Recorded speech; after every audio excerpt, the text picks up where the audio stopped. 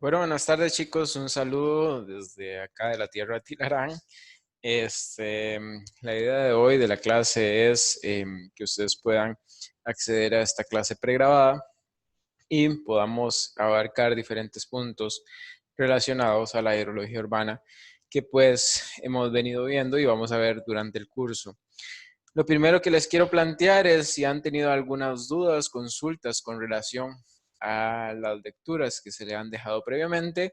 La idea es que ustedes envíen las consultas por medio de la plataforma de la universidad y pues estaré abriendo hoy un foro con el fin de que ustedes puedan acceder, digamos, a realizar todo ese tipo de consultas que pues pueden surgir después de haber leído los capítulos asignados y pues espero también que tengan chance de leer el capítulo asignado para esta semana hoy y si no, pues en el transcurso de la semana que lo puedan estar leyendo. La idea de la sesión de hoy es ver diferentes puntos relacionados a la permeabilidad del suelo, tipos de suelos, algunos elementos necesarios para evitar la escorrentía superficial y el comportamiento de la escorrentía en diferentes situaciones. Y pues vamos a empezar con una breve presentación de lo que vamos a ver hoy. También recuerden que tienen que leer, como les dije anteriormente, tienen que leer el capítulo 3, me parece que está asignado para hoy, para esta semana, y espero que lo puedan leer para poder ir avanzando con los diferentes puntos que pues tenemos que abarcar dentro del programa. El capítulo 3 lo pueden encontrar en el documento llamado Seminario de Hidrología Urbana, que ya prácticamente la semana pasada se asignó, que fue feriado, se asignó el capítulo 1 y el capítulo 2, que pues si existieran dudas, consultas relacionadas a los capítulos, por favor comunicarlos en el foro que se va a abrir en el aula virtual. Voy a compartir pantalla ahora para hacer la presentación del documento en PowerPoint de lo que tenemos asignado para esta semana. Ok, con relación a esta semana tenemos 3 puntos que vamos a ver para hoy, que es la relación de lluvia y escurrimiento, uso de pluviómetro y fluviógrafo, que son 2 elementos completamente necesarios para poder medir, digamos, lo que es la precipitación en diferentes puntos de las áreas que tenemos en estudio, ¿no?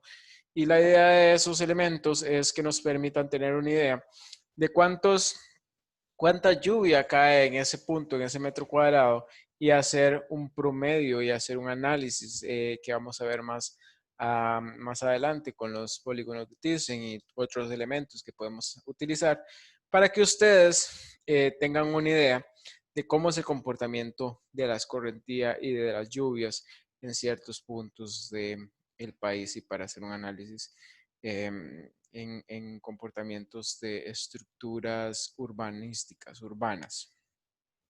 Luego, para un cierre, vamos a tener la planificación de proyectos. ¿Por qué? Porque esto es sumamente importante dentro de la estructura urbana. ¿Cómo debemos planificar los proyectos para que esto se desarrolle de una manera ordenada? Como les expliqué anteriormente, en Guanacaste principalmente, antes del 2008 se dio un crecimiento desmedido de los diferentes elementos urbanos, principalmente en zonas costeras, lo cual fue un crecimiento totalmente desordenado, influyendo así también en lo que eran escorrentías superficiales, en deslizamientos, en saturación de suelos. ¿Por qué? Porque se dio un recubrimiento, digamos, asfáltico y de concreto en zonas que estaban cubiertas por zonas boscosas, ¿no? Zonas de bosque seco, que son generalmente las zonas que se encuentran cerca de las playas.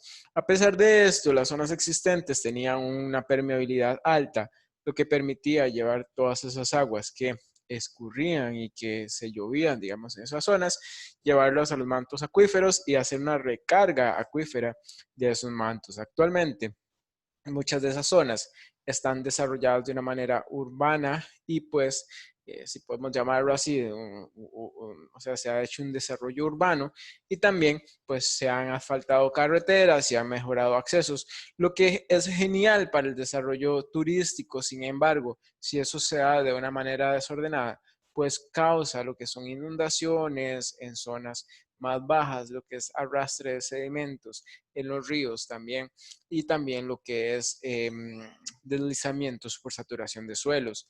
Entonces, todo eso tiene que ser analizado en un conjunto para hacer un desarrollo de planificación de tal manera que se permita hacer un crecimiento sostenido en el tiempo y un crecimiento pensado que nos permita hacer un manejo adecuado de lo que es hidrología urbana. Ok, la relación de lluvias y escurrimiento.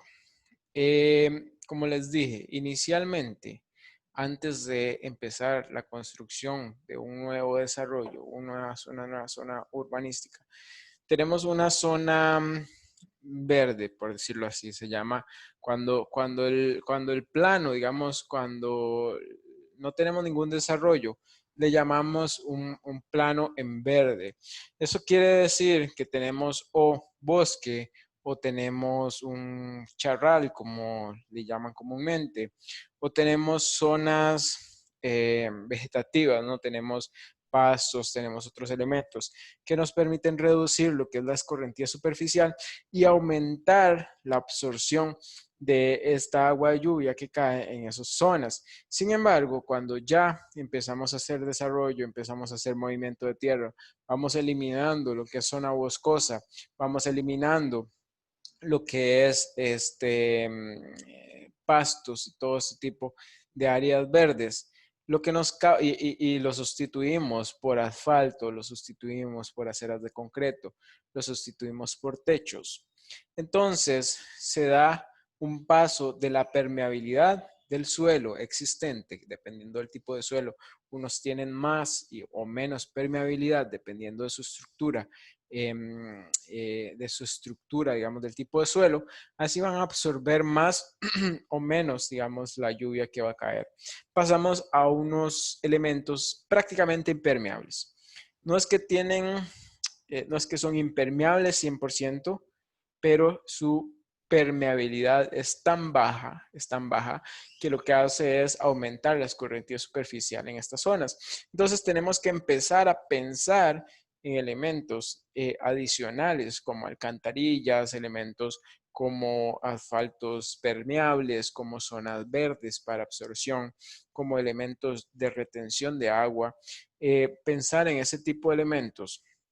¿Por qué? Porque estamos pasando de un elemento permeable a un elemento prácticamente impermeable. Como les dije anteriormente, no son totalmente impermeables, pero son prácticamente impermeables o tienen una baja permeabilidad. La permeabilidad o impermeabilidad prácticamente es la capacidad de un material para que un fluido lo atraviese sin alterar su estructura interna. Entonces, tenemos diferentes tipos de permeabilidad. Por ejemplo, si ustedes derraman un vaso de agua en arena, probablemente eso no se les va a inundar a menos de que la arena esté prácticamente saturada. Si lo derraman en una arcilla, en estos suelos rojos, en estos suelos ocres, digamos, que son un poco más compactos, probablemente el agua se va a quedar un buen tiempo ahí y luego va a ser absorbida. ¿Por qué? Porque las arcillas y los limos tienen baja permeabilidad, lo que causa que también se dé una escorrentía superficial abundante o se dé un almacenamiento de agua abundante en esas zonas.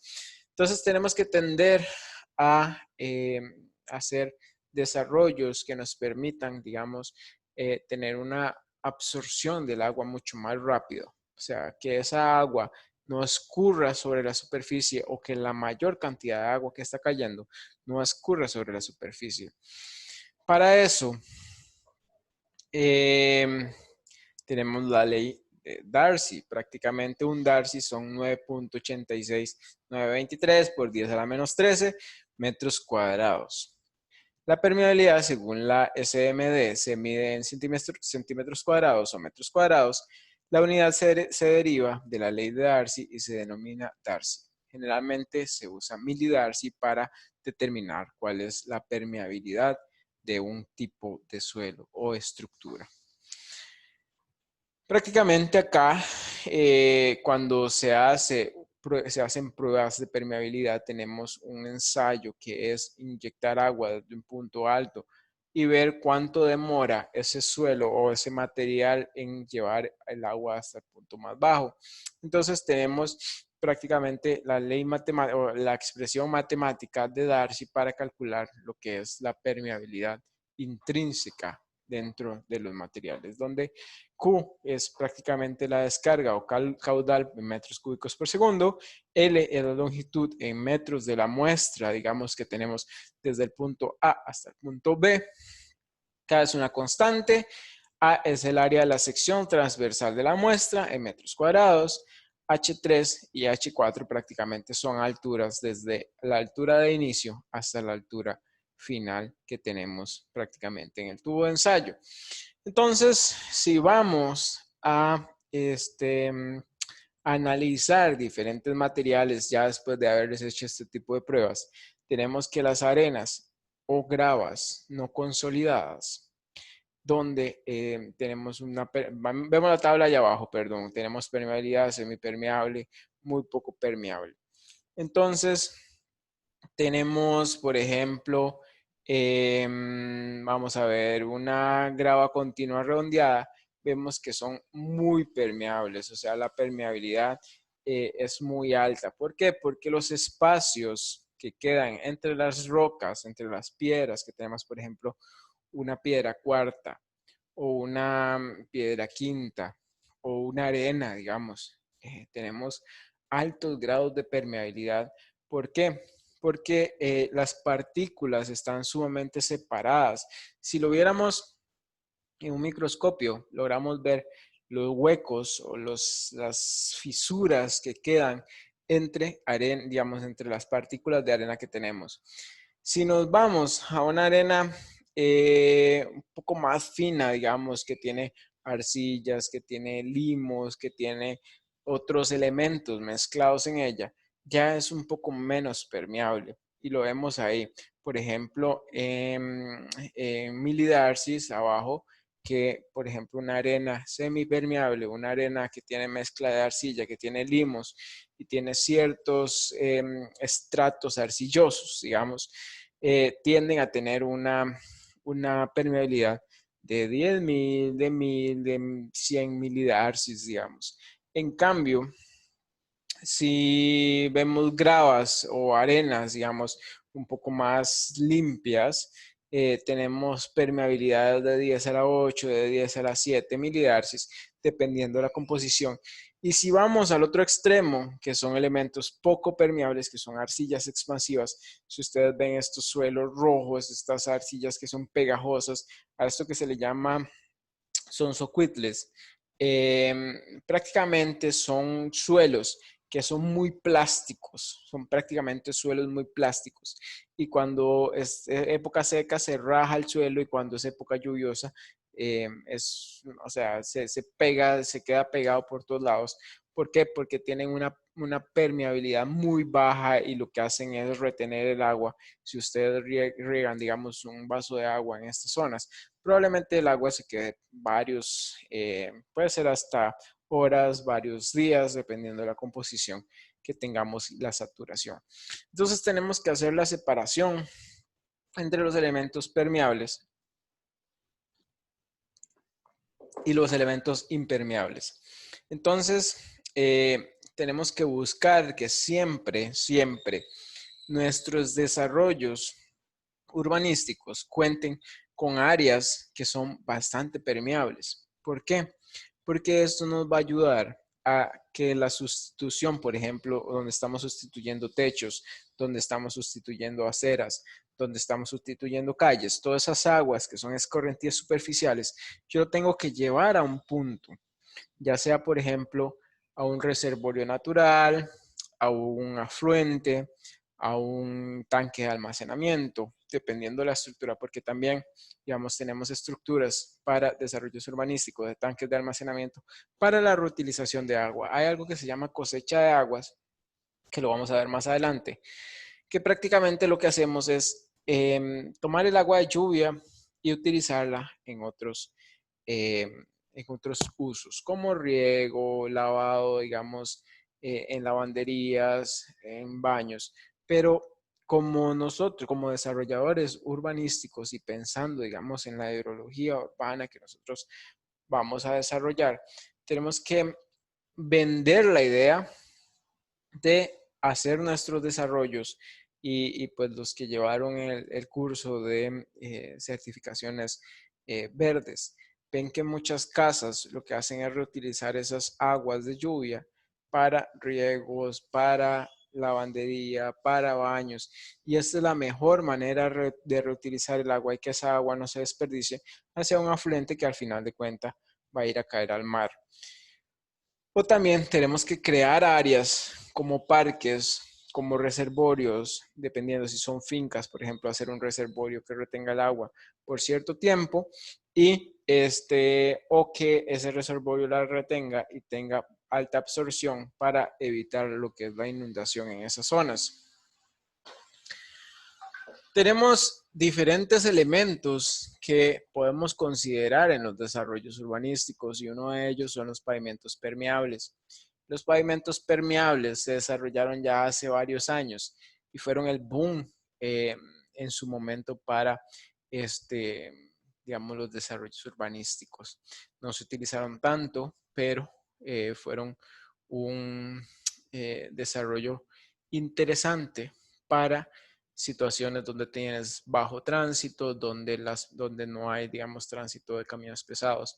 ¿Por qué? Porque las fisuras que quedan, digamos, en un pavimento permeable o los espacios, no fisuras, los espacios que quedan en un pavimento permeable, lo que hacen es permitir que el agua pase desde el punto A hasta el punto B de una manera más acelerada y que el agua pase, digamos, a la zona permeable donde está soportado el pavimento. Generalmente los que han visto en algún momento la construcción de una calle, lo que se coloca generalmente son bases, subbases y después vienen alguna capa de arena sellada y después el pavimento.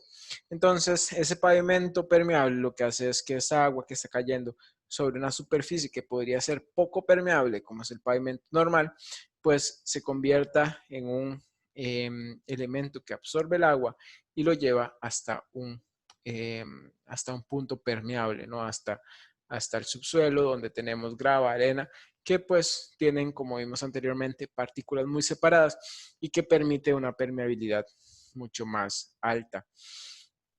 Estos pavimentos permeables se colocan bajo la siguiente estructura, digamos, o sea, no tienen ninguna variación adicional como algo, digamos, sorprendente o algo, digamos, adicional, ¿no? Eso se coloca, digamos, por ejemplo, una capa de grava, una capa de arena fina y luego se coloca lo que es el pavimento o la capa de rodamiento que generalmente vemos en las calles, que es la capa asfáltica, digamos. En este caso es un pavimento que va a absorber el agua que está lloviendo, ¿no? Por otro lado, tenemos los concretos permeables. Los concretos permeables también fueron desarrollados ya hace varios años, en los cuales prácticamente el concreto es mucho más poroso. ¿Qué es lo que pasa? Este concreto no puede ser utilizado para fines estructurales. ¿Por qué? Porque sus partículas quedan muy separadas, al igual que el asfalto, digamos, hay huecos o agujeros o vacíos, como le quieran llamar, que lo que permiten es pasar el agua desde el punto A hasta el punto B, permitiendo que ese concreto que se coloca en aceras, que se coloca en zonas recreativas, lo que hace es que, igual que el pavimento permeable pasa desde la capa de concreto, luego una capa de arena y luego una capa de base o subbase, que son gravas que prácticamente tienen una permeabilidad alta, donde el subsuelo va a terminar absorbiendo esa agua de lluvia que está cayendo hasta el momento de saturarse, ¿verdad? Porque vamos a ver, el suelo tiene cierto grado de absorción. Si llueve mucha cantidad de agua como generalmente tenemos en Costa Rica, es muy difícil también, digamos, que cualquier suelo soporte, digamos. Lo que pasa es que no vamos a ver de una manera constante esas aguas corriendo como lo vemos en el centro de San José cuando se saturan, digamos, las alcantarillas, cuando se saturan en las calles de lluvia, porque pues no hay una salida de esa agua como debería ser. O sea, hay una caída sustancial de agua en un tiempo muy corto y pues lo que pasa es que las alcantarillas no tienen una reacción o están tan saturadas de basura que no tienen suficiente reacción para absorber el agua o transportar el agua desde el punto A hasta el punto B de una manera suficientemente efectiva para poder reducir lo que es la escorrentía superficial o las inundaciones en este caso. Acá vemos varios elementos que pueden ser utilizados en sistemas urbanos. Por ejemplo, las fibras naturales, fibra de coco, fibra de árboles, por ejemplo. Luego tenemos lo que son adoquines, eso funciona muy bien, digamos, y lo que son áreas de cubierta con material granular. Acá en la esquina inferior izquierda podemos ver esos tipos de materiales. Y a la derecha, en la esquina inferior derecha, vemos una malla estructural que prácticamente lo que se hace es colocar la malla y se le coloca grava para que esta zona sirva de parqueo y sea una zona absorbente para evitar lo que son inundaciones. Arriba es un plano típico de cómo debería estar compuesto, digamos, una estructura urbanística. ¿Por qué? Porque si ustedes ven en la zona, vamos a ver, la zona anaranjada, donde está rodeada, digamos, donde va a estar la huella del edificio, prácticamente esa es una zona impermeable, totalmente impermeable. ¿Por qué? Porque yo tengo un edificio que va a tener un techo, que va a tener unos canoas y unos bajantes que me va a llevar el agua lluvia hasta lo que son las alcantarillas de conducción para tirarlas a un afluente o llevarlas a un digamos, reservorio o algo, tanques de almacenamiento. Entonces, ¿qué pasa con el resto de área que yo tengo y quiero hacerlo parqueo, quiero hacerlo áreas comunes? Ese resto de área, yo tengo que analizar la forma de que sea lo suficientemente absorbente para que no me genere inundaciones. ¿Por qué? Porque yo ya estoy saturando, digamos, lo que son las alcantarillas y todo, digamos, otros elementos del área de cobertura, digamos, urbanística. Ya lo estoy saturando. Entonces necesito que estas áreas, el manchón gris que vemos en la parte, este manchón que se ve un poco más grande acá, prácticamente, generalmente utilizamos adoquines, utilizamos malla estructural o utilizamos algunos otros elementos mixtos que nos permitan siempre mezclarlo con vegetación y así reducir lo que es la escorrentía superficial, siempre utilizando también lo que son las cunetas y los tragantes, que vamos a ver posteriormente cómo diseñarlos. Sin embargo, esos son elementos sumamente necesarios para reducir lo que es la escorrentía superficial y llevarla hasta una conducción, ya sea por tubería o ya sea por alcantarillado estructural de concreto o alguna cosa así. Tenemos que tener mucho cuidado, ¿por qué? Porque al momento de que hacemos un diseño, lo que estamos cambiando es el uso prácticamente, no el uso de suelo, sino lo que estamos cambiando es la capacidad de absorción del suelo que teníamos antes. Está viéndose reducida, como lo vimos anteriormente en la clase número 1, donde prácticamente pasamos de un 95% de absorción a un 5% de absorción, dependiendo de la estructura que tengamos. Entonces, todas esas aguas que yo necesito conducir hacia otro punto, pues va a llegar a un afluente. Entonces, si es mucha la cantidad o si es mucho el área que yo voy a descargar en un río, entonces tengo que tener el cuidado de que pues lo que estoy haciendo es saturar ese río y llevando esas aguas hasta un punto más bajo y generando inundaciones y problemas en otro lado.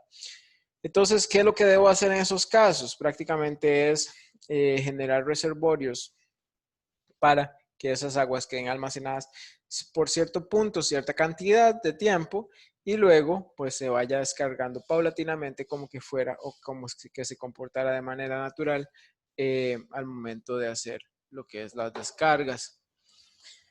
La infiltración, que prácticamente tiene una relación muy estrecha con el tema de permeabilidad, prácticamente es el proceso por el cual el agua circula a través del perfil del suelo. O sea, en el momento que yo tiro una cantidad de agua desde cierto punto hasta un tipo de suelo, es el momento que se me infiltra en el subsuelo. Va a depender de qué tan permeable o qué tan impermeable sea ese suelo donde yo estoy tirando el agua.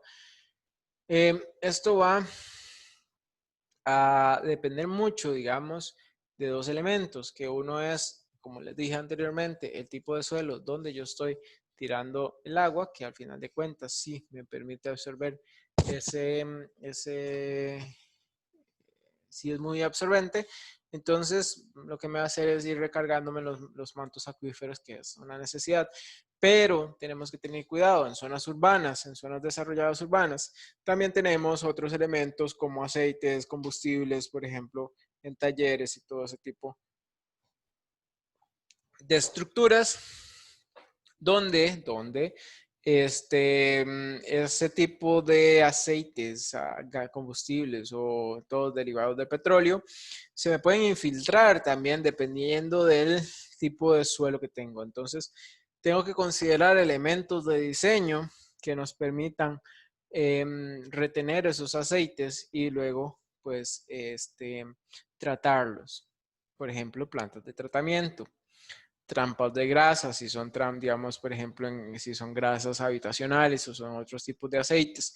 ¿Por qué? Porque esos tipos de elementos no pueden llegar o no deberían llegar, pues sí pueden llegar, pero no deberían llegar a los mantos acuíferos porque van a ser contaminados por este tipo de material que pues es totalmente dañino para la salud de los seres humanos. Entonces, no podemos permitir que en los desarrollos urbanos nosotros, por un descuido de no saber cómo es el comportamiento de la infiltración, cómo son los elementos necesarios para hacer la purificación del agua con aceite, y también de que los talleres y todos estos elementos, por ejemplo, naves industriales o elementos que tienen pues derivados del petróleo, pues tienen que tener reactivos para ser colocados.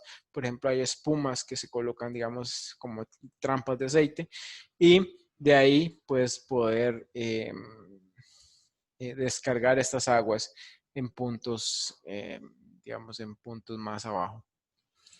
Entonces también va a depender mucho de la característica del fluido que se infiltra. Por ejemplo, no es lo mismo si agarramos miel y la tiramos en un filtro que si agarramos agua y la tiramos en otro filtro.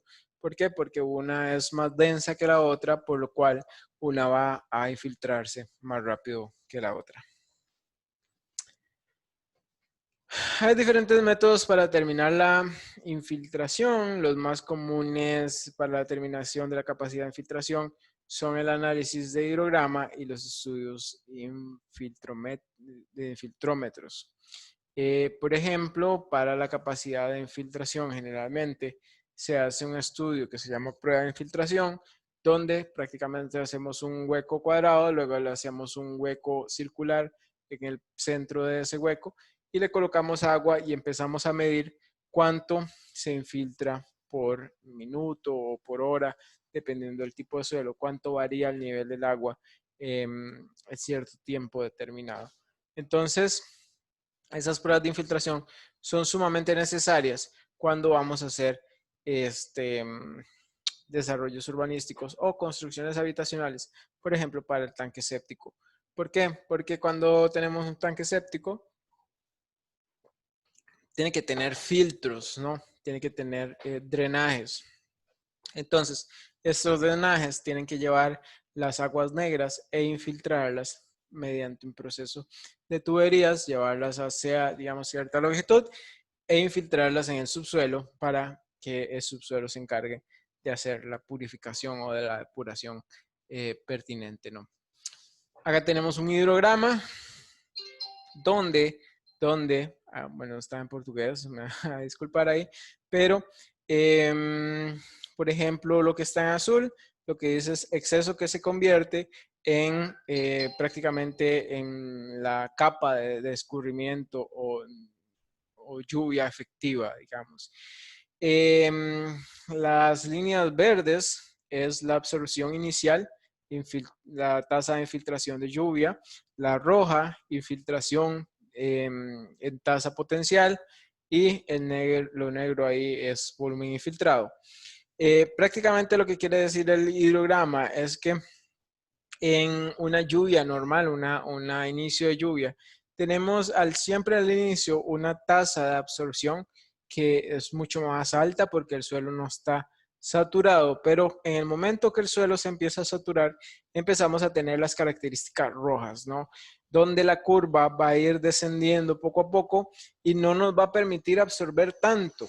Entonces, de manera natural, se da una infiltración alta, digamos, una infiltración alta al inicio, digamos, y luego en el momento que ya tenemos un suelo saturado, ¿por qué? Porque los vacíos entre el suelo se van a ir llenando de agua, los vacíos de aire que tenemos entre el suelo se van a ir llenando de agua y pues esa infiltración va a ir decayendo y lo que está en azul es prácticamente la escorrentía superficial que vamos a tener en el área que estamos estudiando.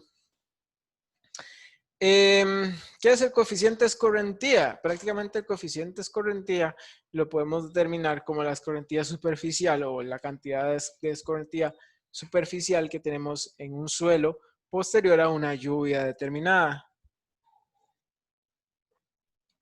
Por ejemplo, el coeficiente de escorrentía es la relación entre la parte de la precipitación que circula superficialmente y la precipitación total. Entendiendo que la parte superficial es menor que la precipitación total al descontar la evaporación, evapotranspiración y almacenamiento. Por ejemplo, tenemos diferentes coeficientes de escorrentía que se han analizado, digamos, por ejemplo, en residenciales con más de 150 viviendas por hectárea, tenemos un coeficiente de escorrentía de 0.7 a 1. El residencial de entre 100 y 150 viviendas por hectárea tenemos de 0.75 a 1. Entonces, y así, por ejemplo, un área deportiva tenemos de 0.20 a 0.35. Disculpen, por acá. Vamos a silenciar esto. Ok. La escorrentía urbana, como les explicaba anteriormente, arrastra todo tipo de elementos y esto es lo que hay que evitar. Por eso hay que tratar de reducir a lo más que se pueda la escorrentía superficial. ¿Por qué? Porque ahí se arrastran plásticos, se arrastra basura, se arrastran contaminantes que al final de cuentas pues van a ir a parar a los ríos y van a ir a parar a lo que son los mares y van a generar contaminación. Entonces, como futuros analistas, digamos, de desarrollos urbanísticos desde el punto de vista hidrológico o hídrico, pues tenemos que ver, digamos, que todas estas carreteras, todos estos desarrollos urbanos y en ciudades, pues todo lo que pase por ahí va a ser arrastrado. O sea, por ejemplo, en las calles de Liberia, si tenemos un camión pasando y ese camión va botando aceite, todo ese aceite en el momento que llueva va a ser lavado hacia las cunetas o va a ser arrastrado ciertas partículas y eso va a ir a caer a digamos, a lo que son al alcantarillado y eso tiene que ser tratado de alguna u otra manera, debería ser tratado, pero bueno, generalmente se lleva digamos, por esas conducciones hasta un afluente. Entonces vamos a tener cierto grado de contaminación en el momento que pensamos en hidrología urbana. Como les explicaba, el coeficiente depende mucho de los tipos de precipitación, tipo de terreno, la cobertura vegetal y otra cosa muy importante, el lapso de tiempo de lluvia. En Costa Rica tenemos lapsos de tiempo de lluvia muchas veces muy cortos, pero muy intensos. Entonces, lo que va a causar es que el coeficiente de escorrentía superficial va a ser mucho más alto. Acá tenemos la fórmula, digamos, de cómo calcular el coeficiente de escorrentía en el tiempo, y es el coeficiente es igual a la intensidad de lluvia menos la tasa de infiltración entre la intensidad de lluvia. Si vemos arriba, en las dos figuras que tenemos ahí, que es lo que les explicaba anteriormente, cuando tenemos un área de cobertura verde o en zona verde, un 40% es evapotranspiración, un 10% es escorrentía, un 25% es infiltración superficial y un 25% es infiltración profunda. Pero ¿qué pasa cuando cambiamos esto? Tenemos techos, tenemos cobertura, ¿no?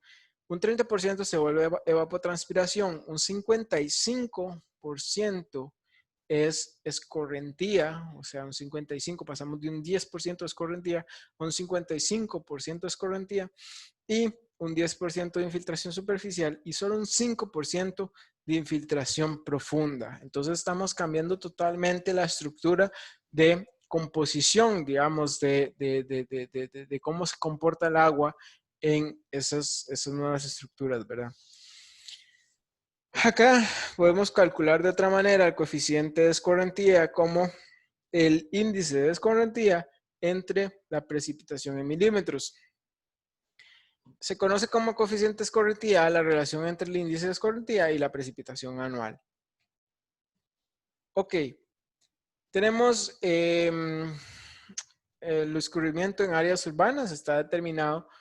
Ya hay estudios, digamos, que determinan cuánto es el escurrimiento o la escorrentía superficial en áreas urbanas. Y, por ejemplo, cuando tenemos una densidad de población de 350 habitantes por hectárea, con edificación muy densa, el coeficiente de escorrentía va de 0.8 a 0.9 y así sucesivamente para los elementos que están más abajo. Luego también tenemos otros elementos de escorrentía. ¿Cómo se comportan? Los adoquinados ordinarios tenemos coeficientes de escorrentía de 0.5 a 0.7, los asfálticos de 0.8 a 0.9, la grava de 0.5 a 0.30, jardines tenemos prácticamente es nula, digamos, la escorrentía es de 0 a 0.1. Por ejemplo, los techos, azoteas, cerámica, pizarra, metálicas, digamos, por ejemplo, a 0.9 a 0.95. Entonces tenemos un coeficiente muy alto de escorrentía superficial. Luego tenemos otros acá, digamos, tipos de escorrentía, dependiendo de la conformación o tipo de superficie que tengamos. Por ejemplo, zonas industriales densas, va el tipo de escorrentía mínimo de 0.6 y un máximo 0.9. Techados de 0.75 a 0.95 y así sucesivamente. Ustedes lo pueden ver ahí y ver, digamos, los diferentes coeficientes de escorrentía. Generalmente, digamos, hacemos estudios para desarrollos urbanísticos entre 50 y 100 años de periodo de retorno. Entonces también tenemos así, dependiendo del periodo de retorno, los coeficientes que pues vamos a considerar para hacer los diferentes análisis. Entonces, por ejemplo, si tenemos un asfalto y consideramos que el periodo de retorno es de 50 años, el coeficiente va a ser de 0.9. Si son 100 años, es de 0.95.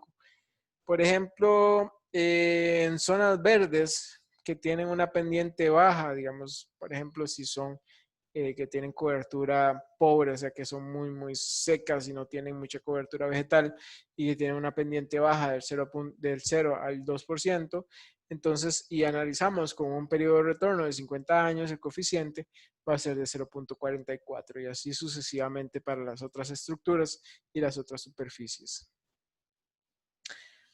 Ahí prácticamente tenemos un ejemplo, cómo calcular el coeficiente de escorrentía cuando nos dan diferentes superficies. Sea una superficie contributiva delimitada para realizar el proyecto de una red de saneamiento, la medición realizada con planímetro es de 2 hectáreas. En total, la superficie pavimentada con adoquinado ordinario es del 20%. Un 15% asfaltada. Las viviendas en su conjunto suponen un 45% con techumbre de pizarra y una zona con jardín, el resto, ¿no? ¿Cuál será el coeficiente de escorrentía para tener en cuenta? Entonces, el 20% es prácticamente adoquinado ordinario, que tiene, según la tabla, un 0.5 de coeficiente, un 15% es asfaltado, que según la tabla tiene un 0.8 de coeficiente, un 45%, que es techumbre de pizarra, tiene un 0.9, y un 20%, que es el restante del 100%, es prácticamente jardín, que tiene un coeficiente de escorrentía de 0.10. Al final de cuentas, el coeficiente, considerando todas las estructuras que ya mencionamos anteriormente, es de 0.64. Háganlo en sus casas, pregunten o busquen, digamos, en las tablas los diferentes coeficientes que tenemos ahí. Puede que les dé diferente dependiendo si consideran el coeficiente más bajo o el coeficiente más alto. Generalmente se hace un promedio, digamos, de los coeficientes. Si tenemos un coeficiente alto y uno bajo, se hace un promedio para determinar cuál es el resultado más cercano a la realidad para el coeficiente de escorrentía. Prácticamente con eso cerramos el tema de hoy, con escorrentía superficial e infiltración, perdón. Vamos a tener, déjenme ver acá, dejar de presentar. Ok, prácticamente con eso finalizamos y espero puedan leer el capítulo 3 de el seminario, el documento seminario que ustedes tienen en su disposición. Cualquier consulta con relación a este video, por favor háganla llegar por medio del aula virtual del foro que voy a abrir para que ustedes lo puedan consultar. Recuerden hacer el ejercicio final para que ustedes tengan certeza de que los números que están ahí son reales y son resultados reales. ¿Y de dónde salen? Voy a estar enviando otros ejercicios con relación a infiltración y coeficientes de